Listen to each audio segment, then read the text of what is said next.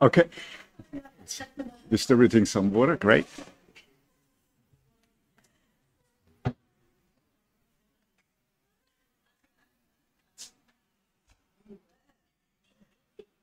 Okay, I think we should get and can get started. Thank you all for being here at this.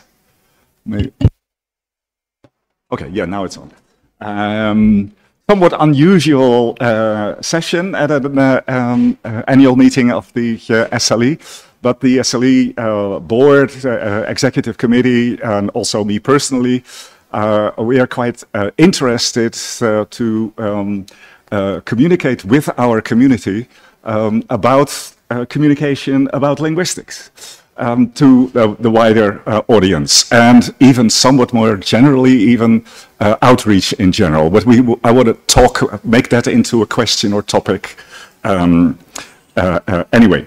So that's the topic of this session, and it should also be immediately clear from what I've just said. Add one character to the title of the whole of the session. Namely, it's really the question.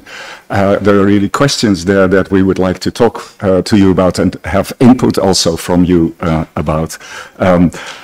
What should we be doing, if anything? And a possible answer is even SLE has no job here. There's no task for SLE here. But if there is some consensus that there is a task for SLE here, then it is the next question, the actual question. Okay, how? So how and what exactly are we going to do there? So my motivation for bringing up this topic and taking this initiative is that there are in Europe, the working area of SLE, scattered initiatives in this domain. So yeah, I would actually be interested to hear from the people now gathered in this room, how many of you know about the existence of this blog in Denmark?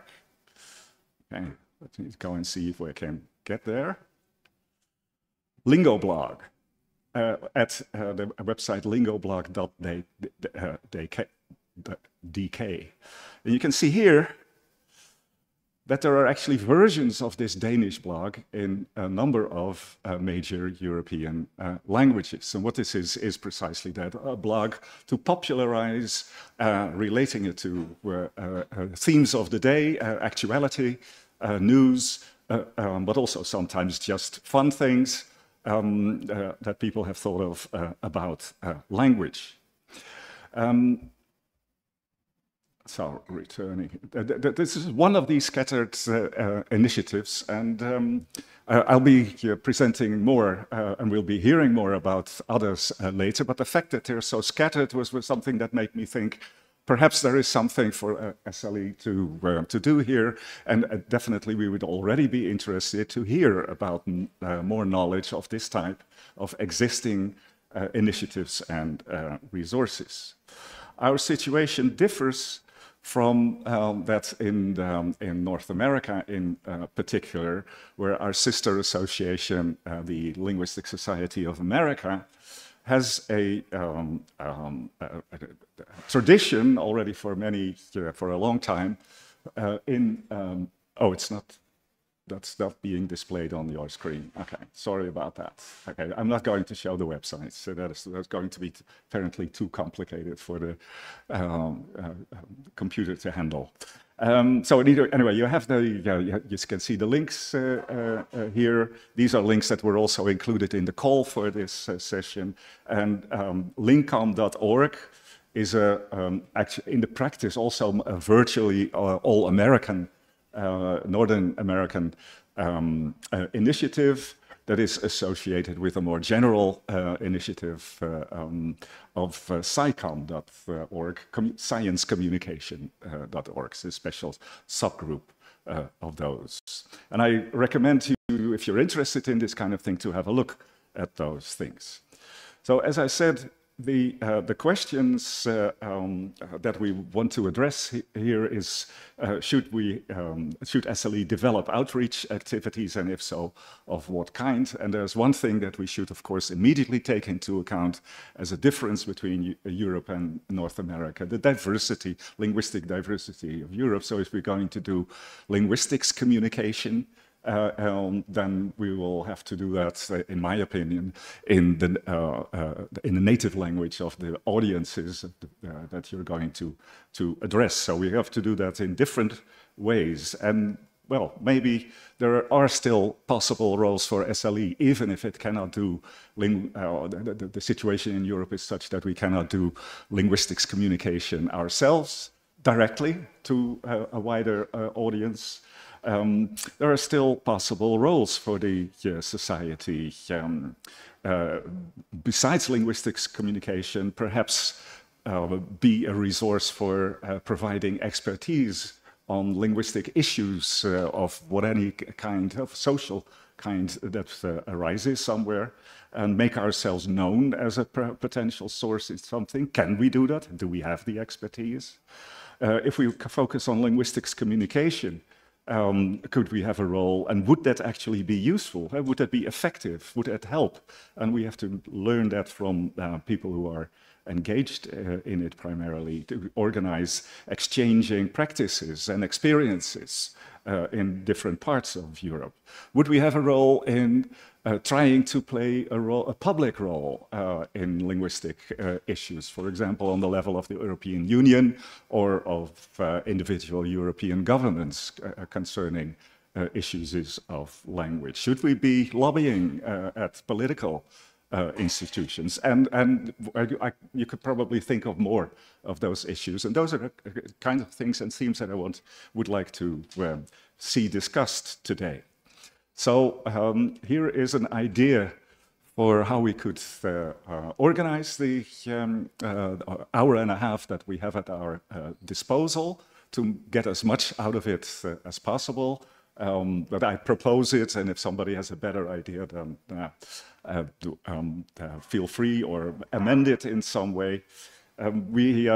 I've just started the introduction. I will be telling a little bit about my own experience, just giving 2 examples about the situation in the Netherlands. And then we have 3 already prepared contributions by Chiara Zanchi, Christian Roncero, do I pronounce your name? Roncero, and Katarzyna Jubelski. And of course, anybody else who has something to tell about experience that they have or ideas that they would like to share can contribute as well.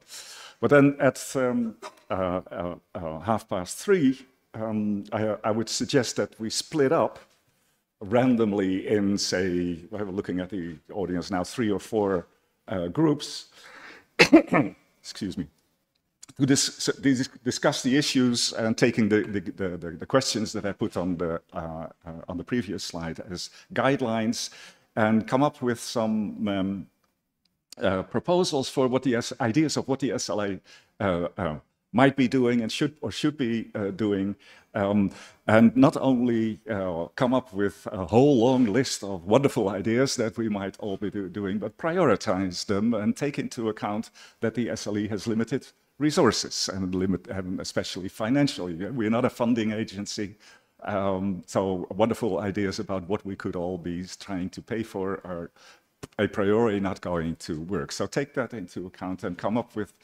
try to get ideas of proposals for SLE activities. And then in the last half hour, I'd like to come back to that, report from these groups, see if similar things come out, and if the different things come out, have a discussion on the pros and cons and see where that goes, evaluate the arguments, and round up with a general discussion. Okay, does that make sense? Can you all, can we live with that? Okay, then to move on to my own experience. In the year 2006 in the Netherlands, me and a couple of colleagues, based on a large amount of work, especially by students from their both undergraduate and graduate master thesis, published a book called, in English, the English translation of which is Linguistics for the Second Phase of High School Education. So just prior to going to college, and it was really meant and produced as a course book for students. And our intention was, and that's why we also had a second smaller volume for with teachers, instructors' instructions, so to speak, manual for teachers along with it. But our intention was that it would be so much like a high school textbook, that it could be incorporated into the program by high schools. Nobody did. Yeah. On the other hand, it's to some extent had some success. We still actually get some revenues out of it every year because it is being used, especially parts of it, 1, 2, 3 chapters of the thing, by specific projects that are undertaken by high school students. That there are room for projects in the final stages of their training in the Netherlands, and some of them, and they have to pick their own topic, and some pick, is stimulated by their teachers, a linguistic topic, and then they often still use, although it's from 2006, much of the material that we produced in this book. But it never worked what we intended, it never became what we intended it originally to be. Another one that had somewhat different goals and aims arose like this. In the year 2000, around the turn of the millennium, so to speak, in the Netherlands, there was an initiative, a politically instigated initiative, to create a historical canon of the country. So what are the 50 things that everybody should know about the history of the Netherlands? And there was an official committee, and that produced this, and it was introduced, and that actually, it's actually a nice sort of thing, and it's being updated and revised continuously. But especially a couple of colleagues in the natural sciences were a bit annoyed by all that history, only history there, and thought they should also produce a canon, 50 things that everybody should know about the natural sciences and their importance for society. And produced a book called the Beta Canon, the Canon of Natural Sciences. And that in turn stimulated some linguists to produce a thing called the language canon. 50 things that everybody should know about language, and they produced it. It was published and partly stimulated by the same publisher as the natural sciences thing. So we have there everything you always wanted to know about language in Dutch, the language canon, the taalkanon. But it goes with, unlike that book of ours, it goes with a website, taalkanon.nl, entirely in Dutch, of course. But if you want to have a look at, would like to see what it looks like, you can go there and get an idea. And it is especially this, from the very beginning, modular approach that they had that makes it into a relatively successful enterprise. Their goals were not as high as ours to turn linguistics into a high school subject, but what they did aim for, to provide opportunities to do more linguistics, they definitely have been reaching, and it's also still being updated. Okay, so that's the sort of ambivalent experiences that I wanted to share with you. And now I'd like to ask I forgot your name. Yeah. To share.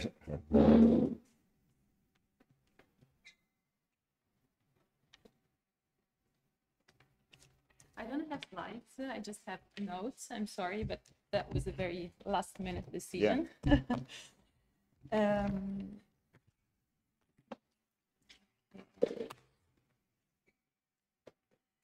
No, I don't need.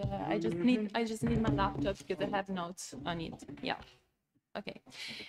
So I wanted to tell you about my and my colleagues' experience in communicating linguistics. So back in 2017, me and a group of PhD students and postdocs at the University of Pavia got involved in a project called Words Matter, the power of words in the public debate, which has been for 1.5 years a crowd-funded project hosted on the official crowdfunding platform of the University of Pavia, which is called Universitiamo, which is probably the only platform of such a kind of a public Italian university.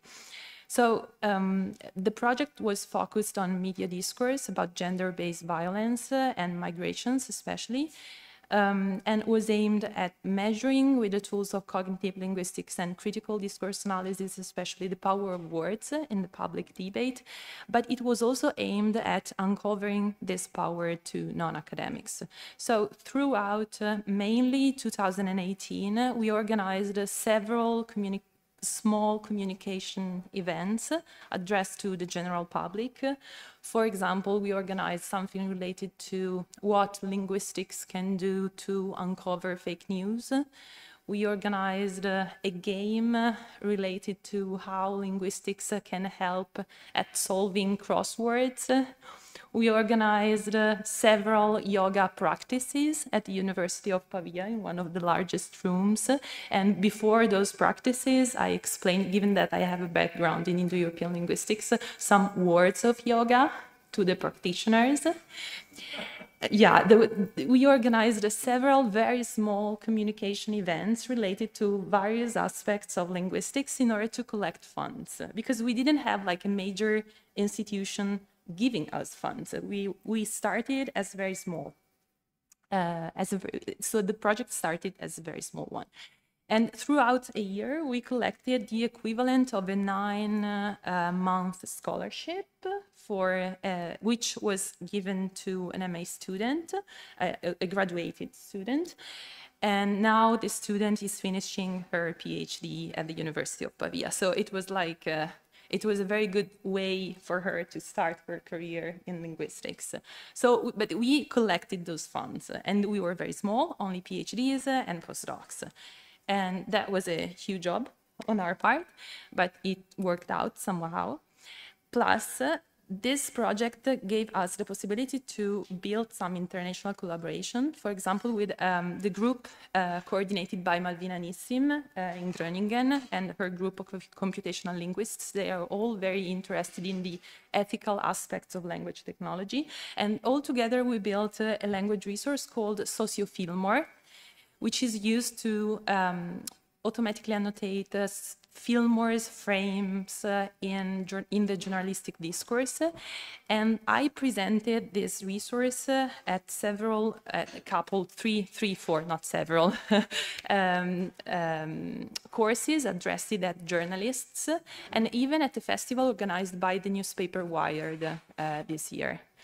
Also, actually, I forgot to mention this, but in the framework of Words Matter, we also organized a course for journalists in which we dealt with the representation of gender-based violence in Italian newspapers. Last but not least, this year, in the framework of the Festival of Sustainability in Italy, we organized a lab addressed at high school students or university or university students, in which we projected newspaper articles related to the representation of gender-based violence. We covered some words, so the articles, the news reports contain gaps, and using an app, we asked people to fill those gaps in order to show that there are collocations, recurrent collocations, and that can suggest that there are routinized ways of representing certain societal events, such as gender-based violence. And we're going to do the same in September in the framework of the European Research Night, but not only that, at the University of Pavia, because there will be also games related to computational linguistics and language resources constructions organized by Luca Brigaraviglia, who is also here, and Erika Biagetti. And there will be games related to linguistic diversity in Italy, organized by the sociolinguistic people working in sociolinguistics in Pavia, especially by Marco Forlano and Ilaria Ferentini. So this is my experience and my colleagues' experience at the University of Pavia, and I'm looking forward to hearing yours. Thank you.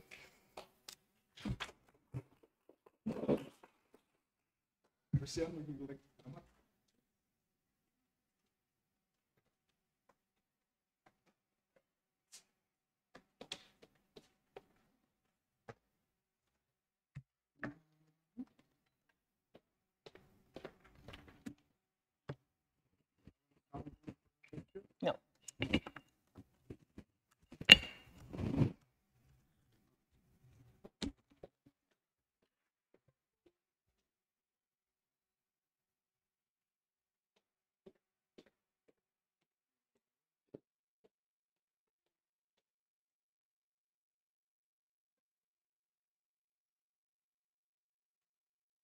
Right, good afternoon. My name is Christian, and I am a postdoc at the University of Sheffield. So I've been involved in several outreach events like Pint of Science, creating YouTube, because I work with endangered languages, creating resources for the community. But today I want to talk specifically about some of the two projects I've been most recently involved in. So I'm part of the group. We are finishing our workshop. If you didn't attend, bad for you. We are called Feast and Famine, so we study morphological overabundance and defectivity in language. And I'm going to talk about two ideas that we've been baking. One of them is a blog that I am following, and out of the materials from this blog, I also prepare some teaching materials. The idea is I am neurodivergent. I have problems with abstraction. So I was attending back in the day some teacher training courses, and we learned about Lego and Play-Doh for education. Could be super cool, very beneficial for even high school, university students having problems with attention deficit disorder, autism, Asperger, and so on. And so the idea came like, okay, we are doing hardcore morphology. This is like really dense. How can I make linguistics attractive and understandable for people? So I challenged the people in my project, let's try to explain our project using Lego bricks and illustrations with Lego. And about the same time, it came the opportunity to participate in an initiative to teach at schools in the UK. And well, I've prepared some ideas that I want to show you. So the idea is, don't want to get into politics, but there's a huge class division in the UK. So people from working class families hardly ever make it to higher education. And especially since the pandemic, there was a huge gap. Usually the people that are more economically challenged as well, they are people from racialized backgrounds. So the idea is to bring scientists from the university into those high schools. You spend several weeks talking about your research and basically to train these kids to see that, you know, at university, there are more options than just being a lawyer or a doctor. It's just because they have never had someone in their environment that taught them what linguistic was. It is an issue. Also, in the UK, our teaching of foreign languages is atrocious, like really, really bad. And we have this paradox. On the one hand, if you're poor, being bilingual is really bad. Like, it is very stigmatized, like, oh, these kids are speaking an African language. But if you are rich and you're sending your kids to learn French at school, even if they just say, bonjour, je m'appelle Michel, that's like super cool and fancy. And so then these kids, like the kids, they come to our linguistic classes and you say, adverb. And they're like, what? Well, verb, they might still get what it is, but you can't, you know, there's not much communication. So my idea was, let's go to these rough areas and work with these kids from the schools, many of whom have a migration background. Especially Sheffield, we have quite a few communities, so Polish, Pakistani, Nigerian, Ethiopian. And so trying to, instead of all their life at school and their system is telling them it's bad that you come from these, you know, bilingual, double background. So trying to take the best of that and engage them into our project. So I want to show you just a little demo of what I did. So my topic, the research topic is very specific. So I tried to create like a 6-week, so like 6 lessons over like 6 weeks, program where we're going to talk about morphology and curious things that can happen in languages, and trying to extract like, what does it sound like in the language of your grandparents or your parents and so on. So let me show you very briefly. I like showing them always photos of the places where I do field work, and they were like, wow. And well, you know, I'm a linguist. I go to different villages and I interview people. I try to record these dying languages. So, well, in this session, I want to teach you what is morphology, how languages are different from each other, and most importantly, what are paradigms, and what these paradigms are and how they can get out. So I like always asking, start of the class, how many languages do you speak? What languages can you name? And this is always very funny because, you know, especially with the white kids, they have very funny ideas about what languages can be, like, I don't know, things like American is like, that's not a language, darling. Yeah, and it's always nice to ask them how many languages do you think there are, because most of them they think, I mean, I know Spanish and my neighbors are Polish and I don't know, 10. And like we say, well, actually, we've got 7,105 living languages recorded. And wow. So I like starting to explain what is morphology. And I use Lego analogies. So let's say that languages are like little bricks. Most of the times, you know, we might be aware of the big blocks, like sentences or a paragraph or like big words. But actually, if you look deep inside, there are these smaller parts that together they make words, and then so on, they make sentences.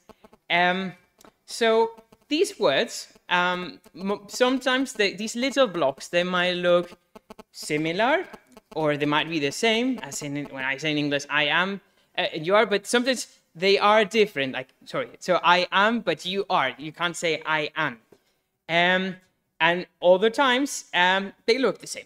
And these little blocks like grouping in together, and they form structures, which we call paradigms. In some languages, like in English, these structures are pretty boring, actually.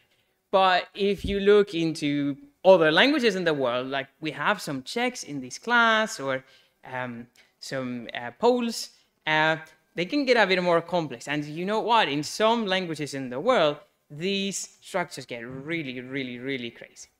So let's check your language skills. And then I like asking my kids, translate the sentence, the dog ate my homework. Like the most important phrase that they will learn at high school, like to save them from all problems. So then, well, I ask them in like their different background languages, and then I tell them, okay, so count, how many words do you count there? Are there more words than in English or less? So if you see in Polish, for example, we have less words. That means because Polish uses other smaller blocks to make these nouns. It means Polish morphology is more complex than English morphology. And then, well, I'll just finish up. I like talking about oddities. So, for example, the different tenses. So they might be aware about present, past, and future. But then you talk about, in some Australian languages, they have a remote past, or in some language in Papua, they have the hodiernal to talk about things later on the day, or they might be aware of masculine, feminine from their French classes, but then I tell them, well, this is a language I work with in Dagestan, and they have 5 genders. And yeah, I like always finishing, like engaging them about thinking of their language at home. Is it more complex than English or less? Because all the time they've come with this narrative, they probably speak some Urdu or Polish, but they don't know how to write very well. So they have this complex of inferiority, that the language is less good. So when you explain them that actually your language is very complex, this is a way of motivating them. Just to wrap up, I would like to invite you, if you want to, just to follow us on Twitter and on Facebook. And also you can have a look at our blog for more ideas of what we've been doing and are trying to do using Lego blocks. And thank you very much for your attention. You haven't taken it down? Okay, thanks, Chris. We're not going to stick exactly to the minutes schedule, but continue the lines that we're having to see how we compress the stuff.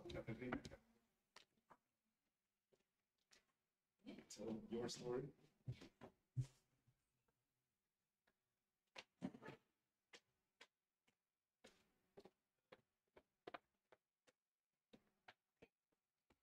Thank you. So, no, I don't have anything to show. I have a bunch of thoughts, spontaneous, but all based on my experience as a linguist, and also recently experience as a Vice Rector for Research of Adam Mickiewicz University, and previous experience as being head of various institutions at the university. So 2 perspectives, right? As a linguist and as an administrator, let's say, right?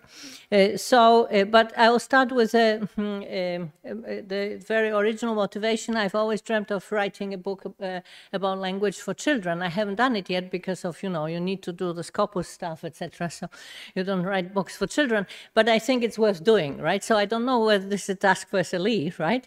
But this is one of the directions that we have heard about, right? Especially from my colleague here. So this has always been my thought that already children don't know enough about this area, right? So as you pointed out as well. So it makes sense to reach to them. And another thing that has always been annoying me and still does is the strict division of sciences into natural sciences and humanities and social sciences, because it's just disturbing, right? And we are interdisciplinary, all of us, right? So this is really disturbing. And linguistics has a good place here because linguistics is inherently interdisciplinary, right? So we can show with linguistics that actually we are both, right? We are in the humanities and we are in the sciences, and that's how we do research, right? So these are, so to say, guiding thoughts, right? So I've been approached very often by colleagues in sciences, like in physics or chemistry or biology, after having thought so many times, me telling them about we use EEG, fMRI, we experiment, and then for God's sake, what do you need an fMRI for? Why do you need to do magnetic resonance? I say, well, language is in the brain, isn't it, right? But they don't understand it, right? They don't see it. So it's our problem.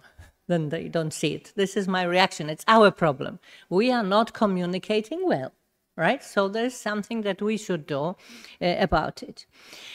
So things that we could do, and I'm sure many of us have been doing it, but as I said, I'm talking about my personal experience. So for instance, I've delivered quite a series of lectures on language diversity, on language endangerment, on language equality, right? So to various audiences, right? More popular audiences and less popular audiences, right? So to starting with the question how many languages there are and getting answers like 10 or 100 or whatever, and then finally telling them how many there are and where to look for it, right? And I think it makes sense because it always raises interest, right? So this is something very easy for us to do, right? Because all of us can do it, actually, right? Talking about SLE members, right? Without any funds, because we all have those audiences available in our countries.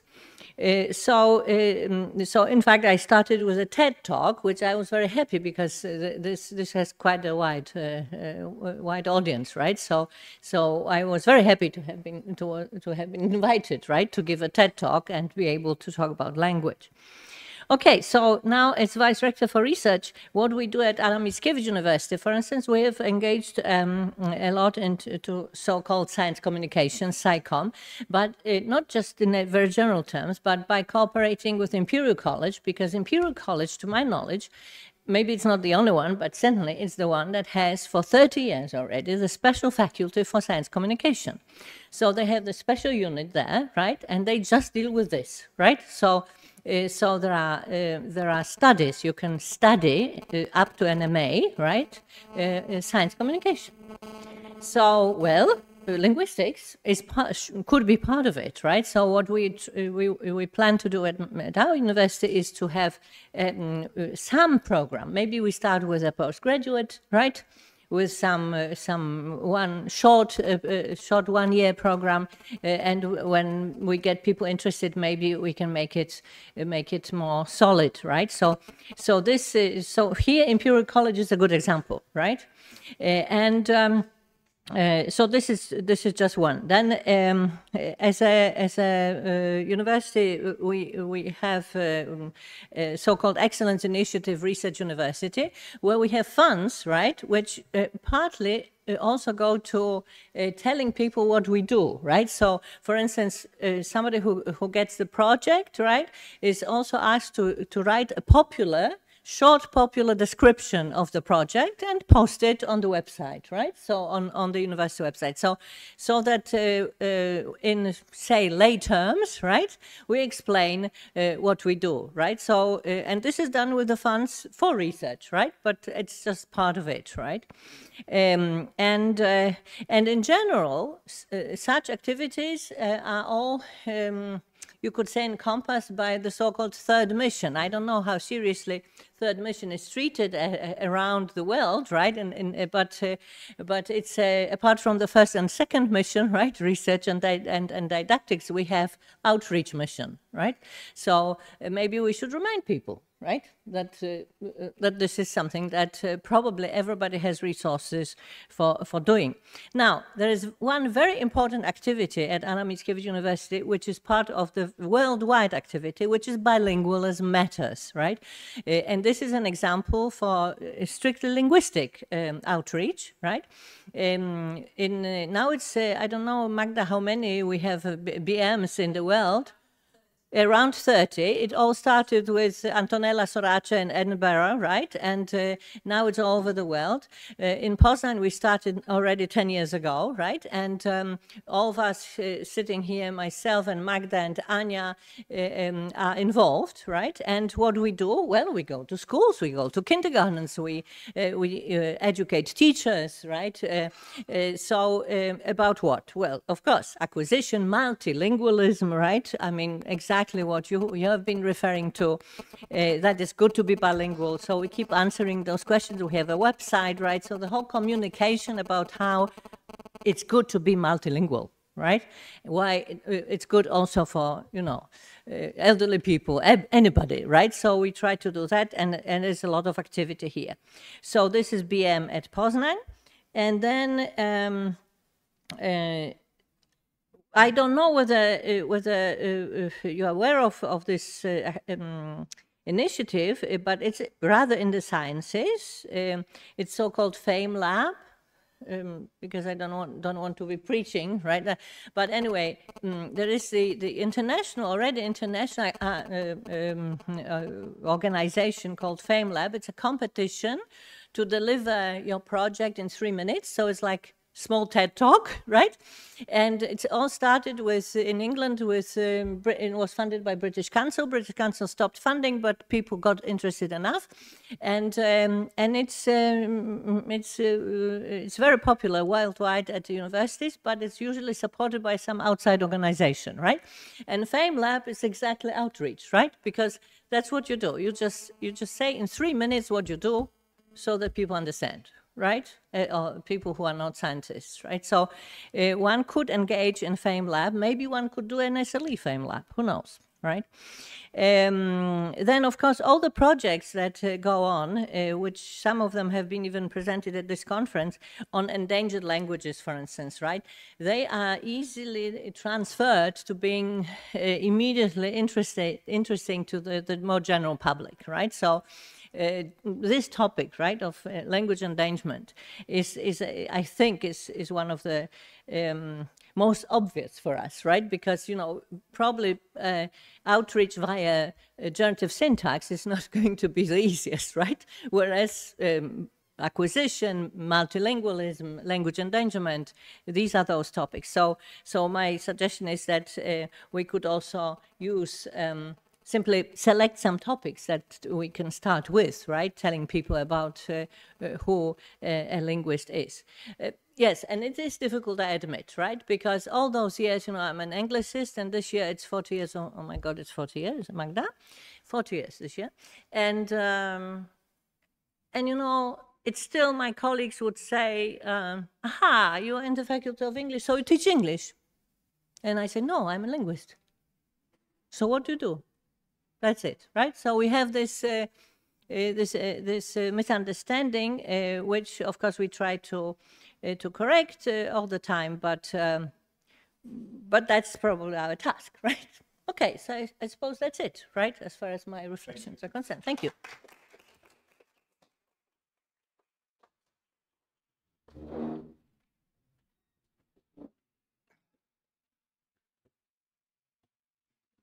In the list that I put up previously, there would now be opportunities for contributions to the floor, and I don't want to block that completely, but I also want to have some time left, definitely, for discussion. Maybe then we can have a plenary discussion from the very beginning, rather than splitting up in groups. But I know that at least 2 people have indicated to, like Alex and Ferdinand. Alex first.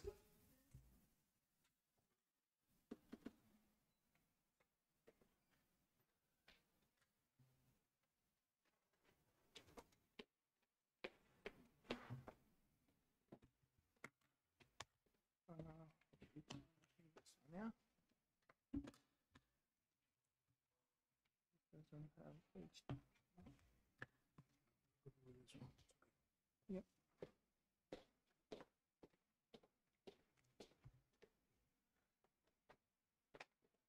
So I thank you very much, Aggie, for organizing this outreach session. It's a great opportunity for us to discuss some issues. I come here with a proposal. A proposal that I'm going to try to briefly justify. I think the SLE, as the representative association of linguists in Europe, should come to the front and issue some sort of manifesto for the teaching of linguistics in schools before university, in secondary schools and in high schools. So the issues that are at hand are literacy, or functional literacy, as they call it in psychology nowadays, writing, and social awareness towards languages. I think it's increasingly important to teach children that one language is not inferior or superior to another.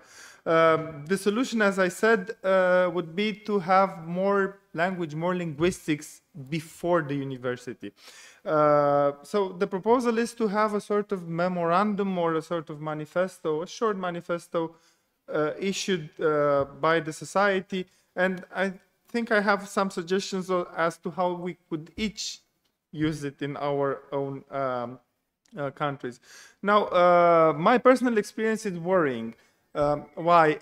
Because I happened to teach at the University of Bucharest the Introduction to Morphology, which is a first semester class in the first year of the BA program. It's a mixed program, Romanian language and literature, plus a foreign language. Why do I say that my experience is worrying? Because our students, our first year students, don't know how to write in Romanian, don't know the basic rules of orthography. And of course, this has primarily to do with the fact that linguistics or grammar, let's say, isn't taught in high schools, and it's in secondary schools. There is very little linguistics, very basic grammar. That what's a noun, what's a verb, and what's a vowel, what's a consonant. That's all. Now, in Romania, we have been trying to do something. The Ministry of Education is the body responsible for the curricula. This is a meeting of us with the Ministry of Education in 2020. Then this happened 2 months ago with the new Ministry of Education. We keep pressing them to involve linguists in the reformation of the curriculum, but our success isn't isn't that great. They keep on promising, but they never deliver. There are examples of good practice across Europe, and the society could also serve to bring together the people interested in these issues. For example, in Spain, there is a journal, Revista de Gramática Orientada a las Competencias, which is especially interested in how we teach languages in schools. The best practice example is in Portugal, from my perspective, where João Costa revised the school curricula, and they have wonderful teaching materials over there. I think they're the best in Europe.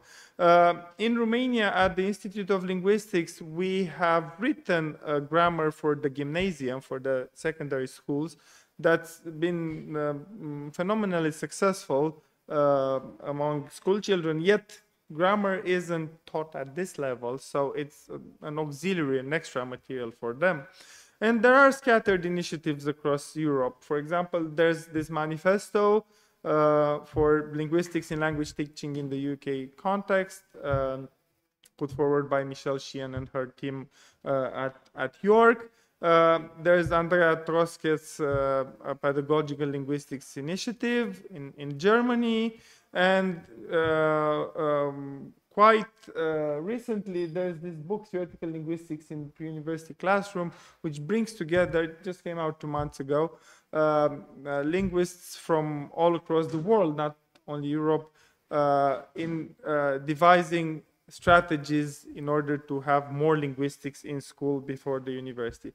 Now, why should this be an SLE initiative? Because SLE is the representative association of European linguists. We shouldn't forget that grammar is part of the trivium of the free liberal arts alongside rhetorics and logics. This memorandum, this manifesto, could serve as an authority document coming from our society for governmental bodies in European countries responsible for the curricula, for the European Commissioner of Education, for helping linguists who have the same ideas in the European countries to argue in the media, to do outreach with this sort of manifesto, and teaching minimal linguistics before the university. I think it would be a benefit for linguistics in general, and we have a wonderful experience because Romania is part of the countries that participate in the International Olympiad, and even though linguistics isn't formally taught in high schools, it's the most successful Olympiad. It has the most pupils who sign up for this Olympiad, and they self-learn. I'm also head of Bucharest University Press, and we have published already 2 textbooks, 2 training materials. They're extremely successful for students. And so there's an interest on behalf of kids towards learning about languages, linguistics, and language structures. Thank you very much. Thank you.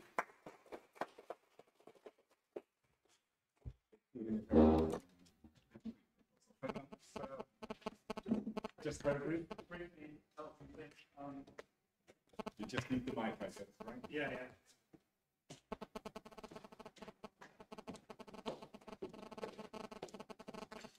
So yeah, I'm sorry, I'm pretty much unprepared. I would like to kind of pick up on basically what the issues that Rincero addressed, namely the sort of the difference between sort of the social capital of different languages that exist in the same space, and sort of I come from Berlin, but I'm sure you can observe these things in many cities worldwide.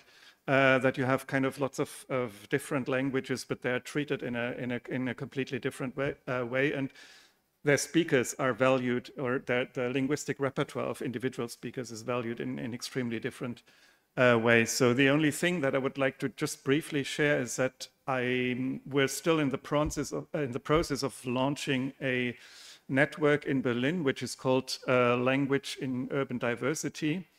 And we're trying to build up sort of a network that includes linguists or related scholars, people in the educational system and people in the administration, because I think the educational system, secondary schooling, primary schooling, but also the administration, the political administration, are important spaces where I think language ideologies have sort of the most drastic effects on people.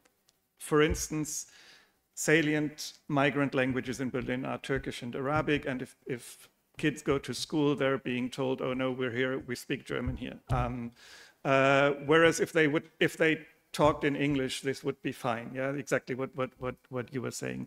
So what we're basically, the only thing that or not the only thing, but what we're trying to do is trying to find strategies and ways of communicating research-based knowledge about language coming from linguistics, and particularly from sociolinguistics, to create an awareness of, for instance, the relationship between monolingualism and multilingualism. And I sometimes frame it in quite a radical way, because I really think that monolingualism is the extraordinary phenomenon, and multilingualism is kind of what we have across humanity. And it's kind of this kind of thing that we would like to create an awareness of. As I said, we haven't done much yet. We're in the process of launching it, but we're thinking of, for instance, having a workshop or regular meetings or something like this. This is something that is actually, I think, that should be done locally, because in each community there may be different conditions. If that thing is going to be in one or the other way successful, then it's also something that perhaps encourages linguists in other places to do something similar. So that's just what I wanted to share. Thank you.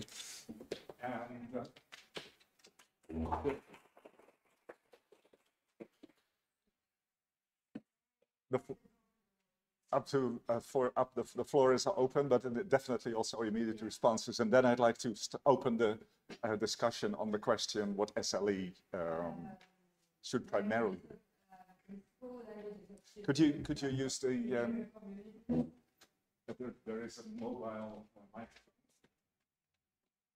So if people wanting to contribute to the open discussion and so languages of spoken by children that come from immigrant communities, I think now are very much are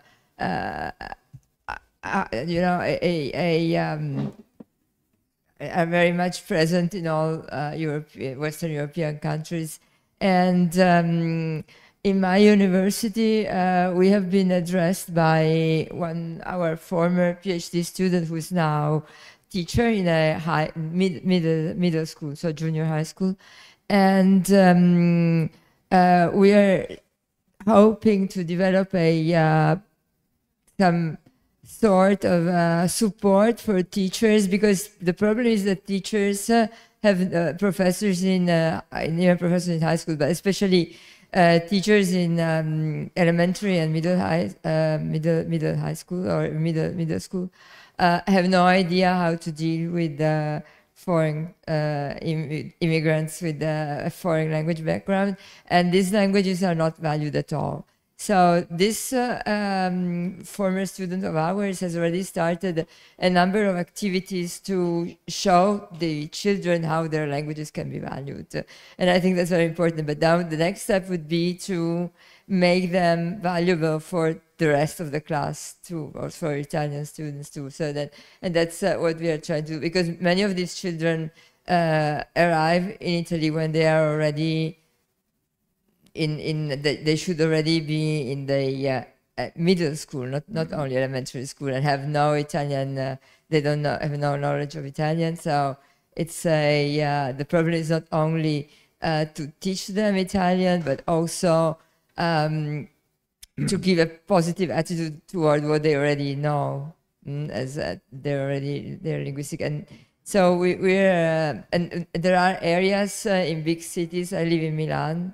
There are areas just outside where foreign children are maybe 30%, or so very, very big numbers, and the problem of integration and also of what to do with their native languages is very, very complicated.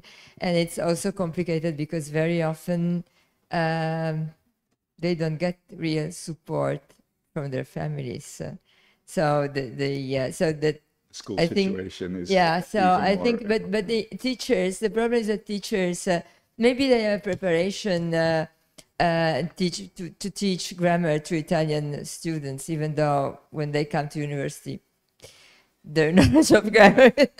But anyway, but they have definitely no instruments at all, to deal with students with foreign backgrounds. So, and of course, the attitude toward the languages of immigrants is completely different from the attitude that one would have toward languages like English. That's clear also in Italy. So, I think that the important thing would be show teachers what linguistics can do for them. So rather than teach linguistics to students, it would be very important to teach it to teachers and show them practically what it can do for them. Okay. Yeah. That's a clear point. And also Alex has made a specific proposal. So I think the best idea is now to open the floor for general discussion and precisely about the question. And Alex has given some proposals, and Sylvia has just now also made a very specific point about teaching the teachers. So who would like to respond to, or maybe also ask questions, but especially to respond or make suggestions for answers to the questions that I've been formulating? Magda?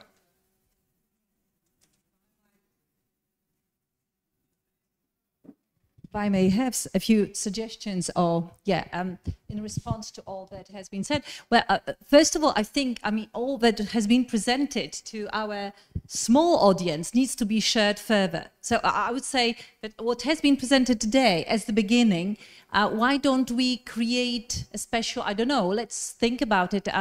Part of our website, SLE website, could have like a dedicated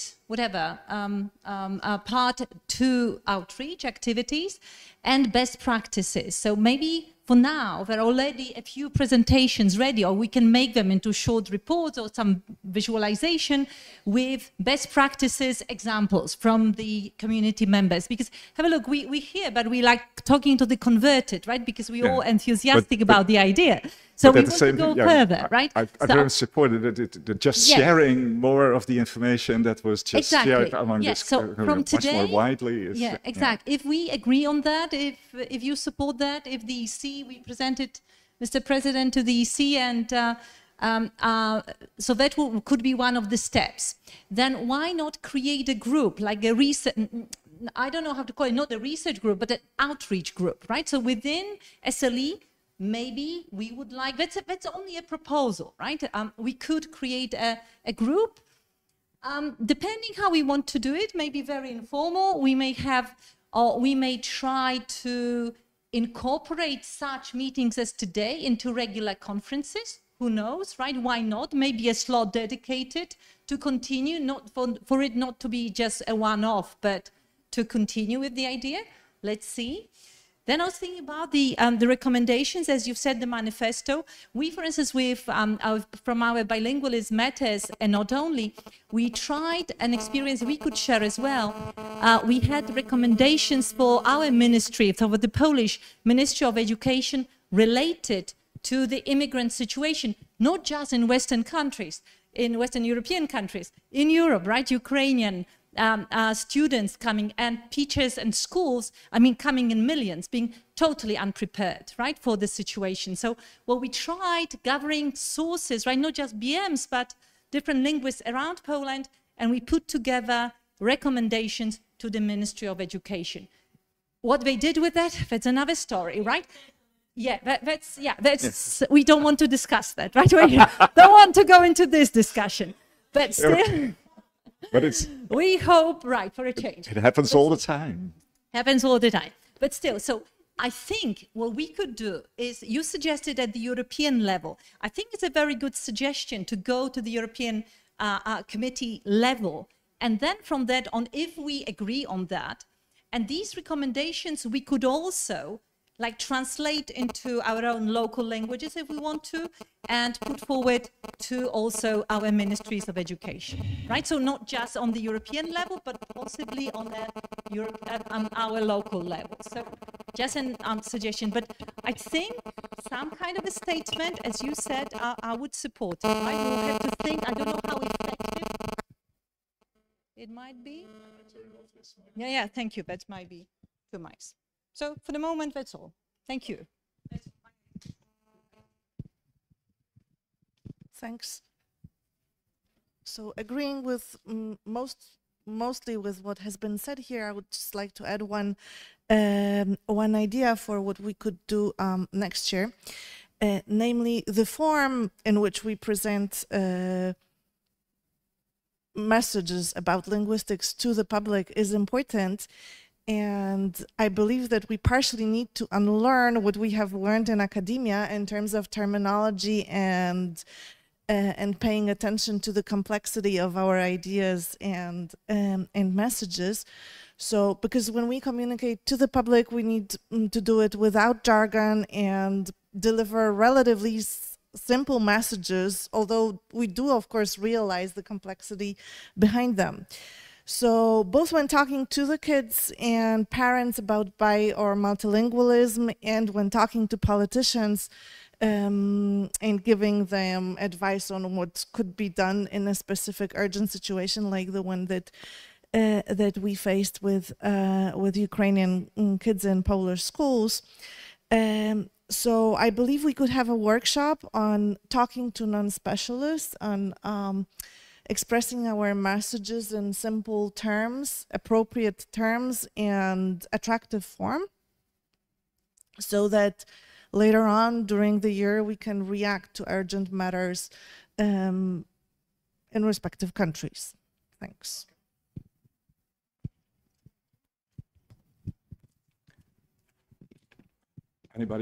Is there anybody who would disagree? I find this a valuable addition, by the way. Yeah? Others, Ferdinand? Well, it's not disagreement, but maybe an additional thought, because one of the questions that you raised in the beginning was also, to what extent are we going, or does it make sense if we go into lobbying? And this is a question that isn't exactly sort of the the same question as those that have been raised so far, but they may be related. My impression, or the one thought I had is that my impression is that the EU politics about, or the EU language politics, it encourages a certain type of multilingualism in that they encourage people to learn different languages, and they it only, or it basically focuses on national languages or on languages acknowledged as official languages of the European Union. And everyone who does sociolinguistics, or everyone who works with small communities, also everyone who has a political awareness about sort of disadvantaged communities, sort of knows that that it's basically not only about promoting different national languages or many national languages, but that it's exactly that we need to go below the level of national linguistic practices. In my personal view, and that's at the moment it's just my personal view, this is one of the most important messages that linguistics as a whole has to contribute and also has to communicate to the public, because it addresses a very huge topic that has to do with social cohesion, with overcoming social injustice and other very, very crucial topics. I thought it would be a very valuable thing if the SLE as a community thinks about engaging in that direction, but I also know that it's a big thing and that it's not easy. I just wanted to share this thought that we should be mindful that multilingualism isn't automatically multilingualism, and we should be we should have an idea. We should have an idea of what exactly we want to achieve when we there's also an administrative thing that I would like to add to that, but Christian has already had his finger up for quite a while. Sorry, yeah, mine was I wanted to add precisely about the school diversity at school. So. I think the issue is not only with the foreign languages, and I come from the Basque Country, and we are like very proud of our language recovery things, and we found schools here and there and in France. But then you ask even the most nationalist Basque person about Errominchela, which is a Basque Romani Creole, and we've almost let that language die, even though we've been like really for supporting the language diversity in the Basque Country. So, and I think it is. With Romani and Roma community, it is quite true in many European countries that we keep marginalizing these communities. And it's not only about being a foreigner, but it's also about social class and racial issues that are in our communities. I see Eva nodding. Would you want to add something, or? Yeah. Thanks. Yeah, thank you, Ari, for this initiative. And I completely agree. Yeah, it is, when we talk about multilingualism, sort of lobbying for multilingualism, it would have to be multi-repertoire, multi-register. Multi-register, getting away from the idea or promoting the idea that not just a language that can be written or that is being written is a valuable functioning language, promoting sign language, all these things, sign languages, all these things. I have two concrete suggestions that I haven't thought through, just to for discussion. Well, one actually I made before at the EC, and that's to have an SLE award for an outreach initiative. I think the question would be how to advertise it so people actually know they can apply for it. And the second suggestion, and that just came to me when you mentioned a blog, Ari, and said, oh, but it really would have to be on the level of national languages, not at the SLE level. But actually we have AI now, so TripAdvisor can translate into 15 languages. Why couldn't we have a blog that it would need editing? So it would need editing, but it could be automatically translated as a first go, and then we could advertise for volunteers who get 3 years of SLE membership plus a very reduced conference fee for 1 year or something, who do some editing. Yeah. I see Magda typing and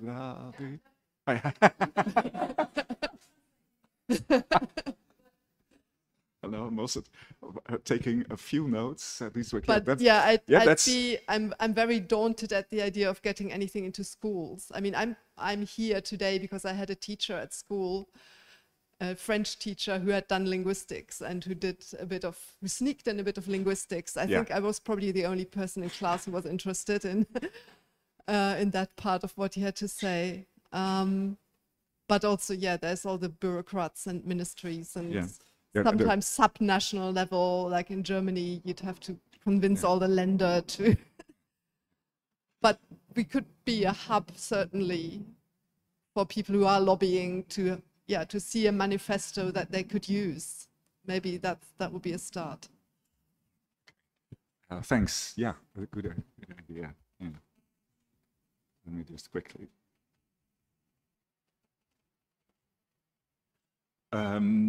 Anybody on the issue of multilingualism and relating it to the EU in particular, I'm not that pessimistic in the long run about the possibility of convincing certain people that might be a good perspective through, as part of, or maybe even indeed the primary part of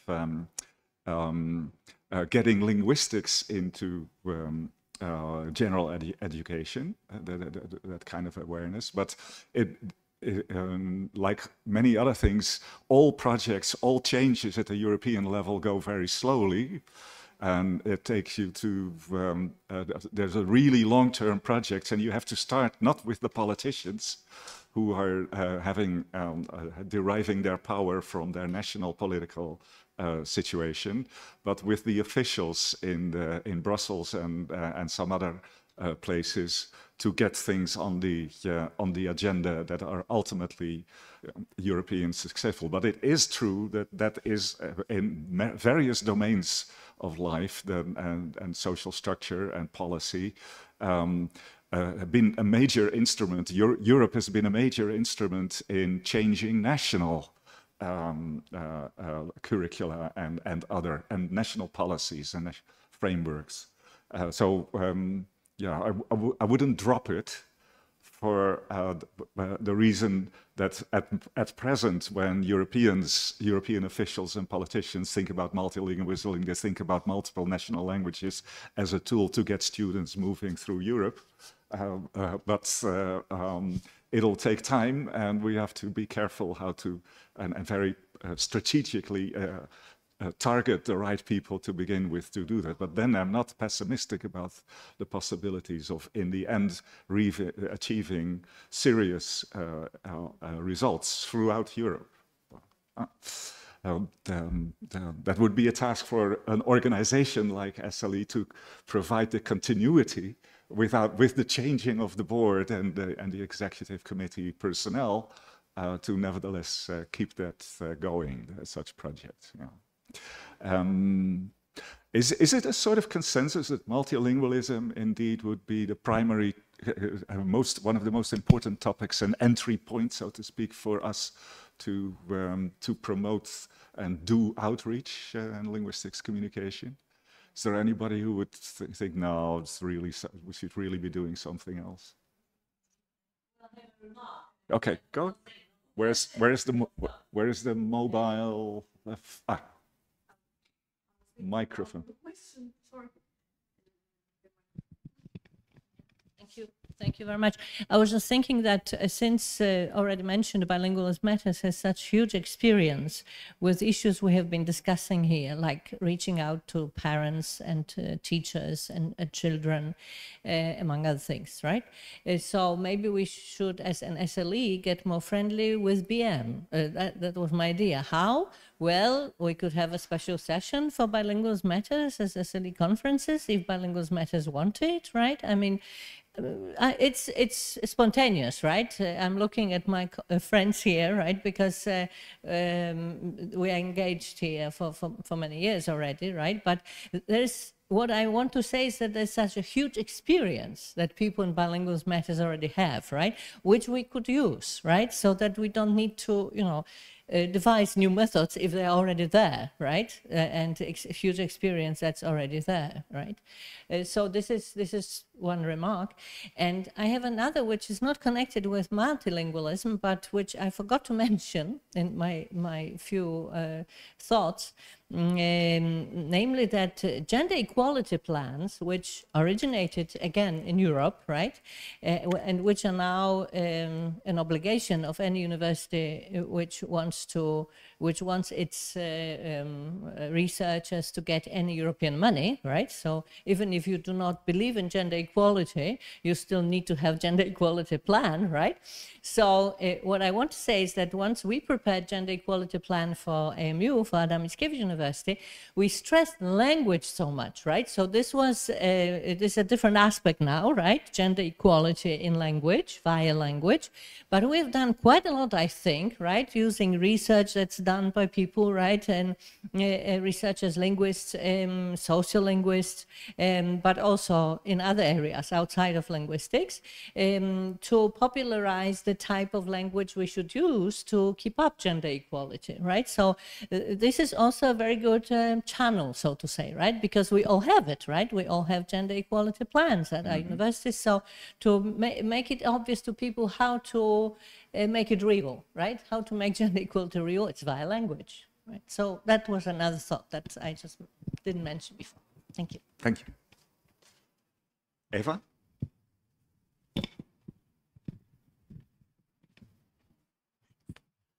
Oh, just on the previous point of multilingualism, I'm not against it. I think it could be a bit broader than that. So more like language diversity, language appreciation, like Christian said, sort of making people think about how many forms a verb can have in their language, and then saying, and actually it's many more than English, or whatever. Ultimately, linguistic awareness is a sort languages, is sort of in a way formulates. I now realize, so it's my most fundamental motivation for starting all this, of the frustration with all the misconceptions out there among the people who use the language all the time. There's an interesting sort of paradox in the phenomenon that language is very human, but most humans have all kinds of misconceptions and lack of awareness about this.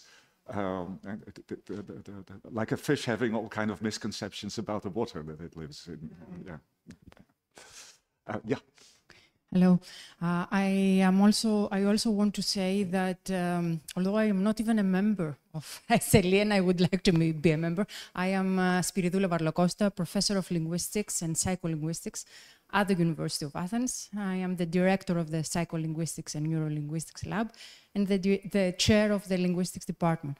So I agree with multilingualism and bilingualism. In fact, we are in touch with Antonella to get a branch here in Athens. So we are looking forward to it.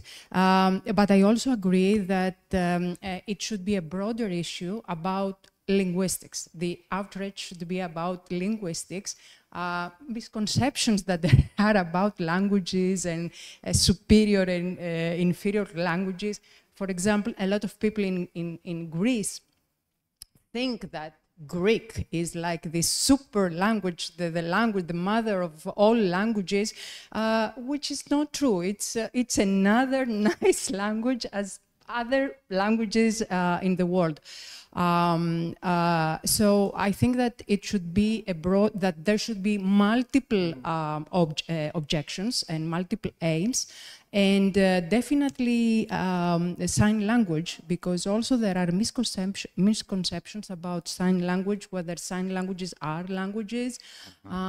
So I would like to be involved in all this, because every year since 2019, I participate with my team and lab in the Researchers' Night, which is hosted by the Polytechnic University in Athens. And the whole aim is to basically do this outreach, to communicate science. And we try with my team to communicate linguistics. Welcome to the club. Anya, and then Christian and Mortal. But Anya was first, at least in my perception. Yes, to go back to the idea of having a conference or a semi-conference, what we could do for next year to have, we could maybe have a sort of a call for a special workshop, block 1 session for, I don't know, linguistics, language diversity and outreach or something like that. Maybe if Ari, since you came up with this idea, if you could write like a short proposal, we could post it on the website and people could submit after their, consultation with the local organizers and they, in Helsinki. Well, it would be like a workshop, sort of. Okay. It just would be accepted automatically. So a bit of cheating. Yeah, and people could submit their proposals to it, right. And I think that would show also our position and our ideas. Because I'm a little bit disappointed that we're with so very few people here. So maybe we should, like, you know, take a quite visible stand on it. Okay. Noted. At the back. Your third, Christian. Yes, hello.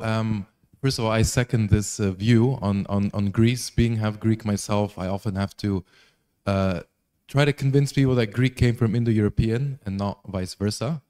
Often not to much avail. But I also came late, so you guys might have mentioned this, but I think also collaboration with people outside of linguistics, people who are skilled at communication to the media is key. And what I mean specifically is using social media. I think, you know, having, let's say, a YouTube channel or people who can make short documentary movies, you know, and that can give this general information. At the end of the day, this is the age of information. A lot of people do get their information through this, and you have some kind of amateur linguists posting things, often quite well. But I feel like it wouldn't be a bad idea to collaborate with people like this and have like maybe an SLE YouTube channel or people who can make short clips that give brief introductions, some interesting facts, which are enticing and which are nowadays the way that people are drawn into many things. So just a little suggestion. Yeah. Bruce, suggestion. Now Christian here at the front. And then we are wrapping up.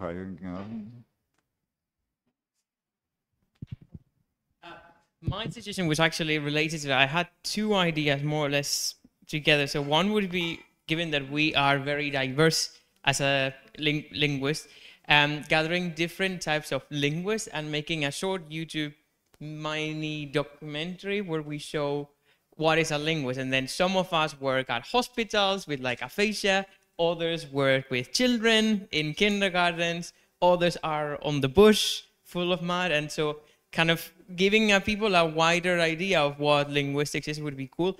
And also I'm thinking, just to save a bit of money, and actually they would make us a favor, partnering with, like, as SLE, like, that has a bit of authority, approaching journalists. I'm thinking specifically Euronews.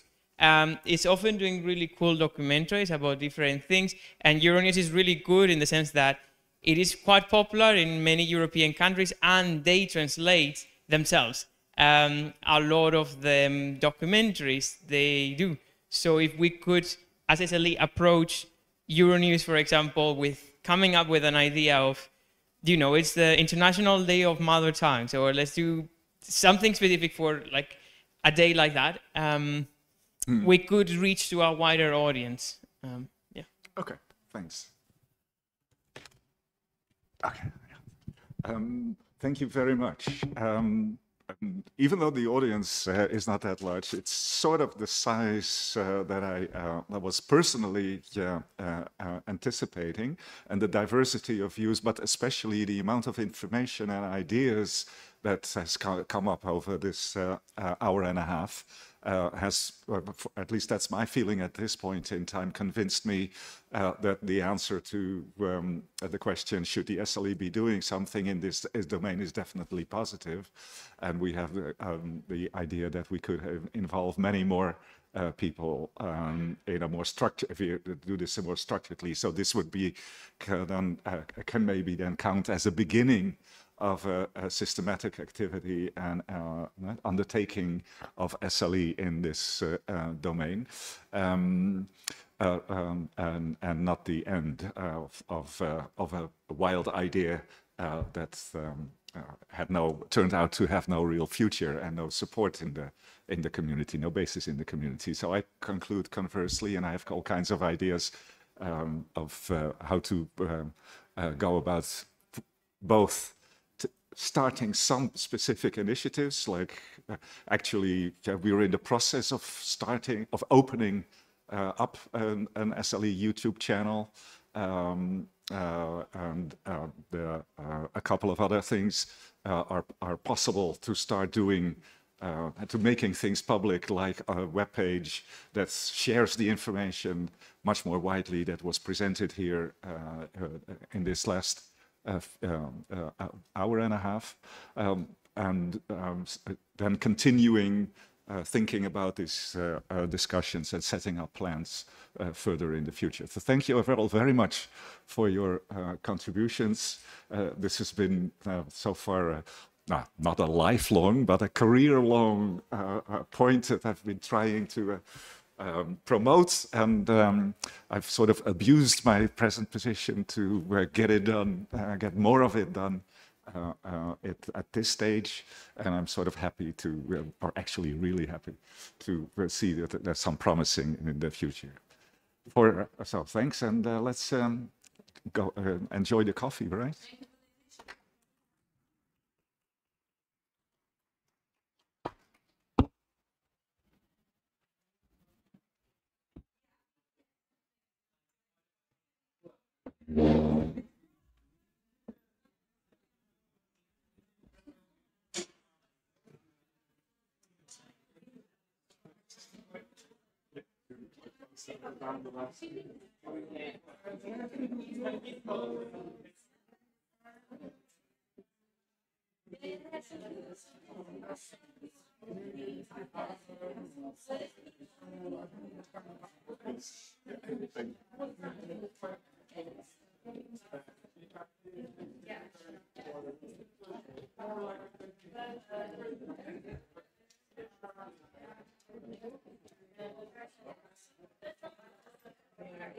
Wonderful. It was very nice.